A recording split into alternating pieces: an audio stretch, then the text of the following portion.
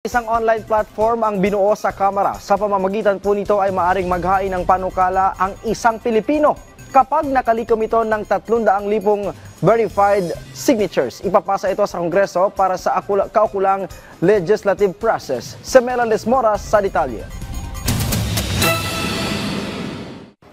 Kung ikaw ang tatanungin, anong panukalang batas ang gusto mong maipatupad sa Pilipinas?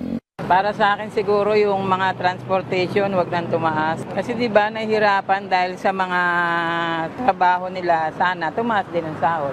Mas mababa pa masahe. Okay. Pamurahin nila yung gamot, tsaka yung gatas, lalo na yung isang gatas na mahal, hindi namin kayang bilhin.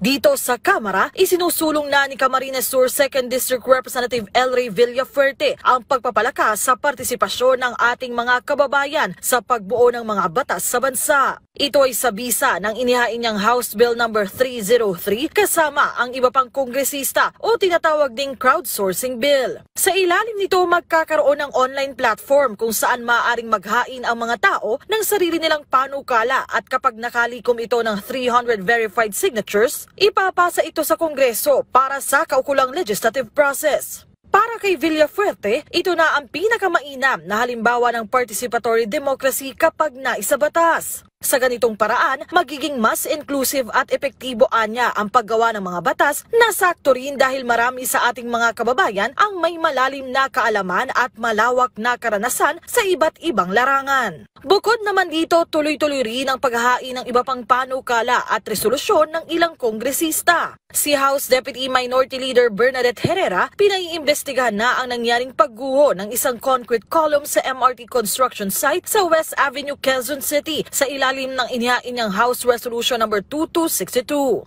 Habang si Agri Party List Representative Wilbert Lee, itinutulak naman ang House Bill No. 11499 na naglalayong mapalakas ang Climate Change Act para sa kapakanan ng mga magsasaka at mangingisda. Sa ngayon, patapos na ang 19th Congress kaya't inaabangan pa kung tuluyang maipapasa ang mga panukalang ito o ihahain na lang muli sa 20th Congress. Melales Moras para sa Pambansang TV sa Bagong Pilipinas.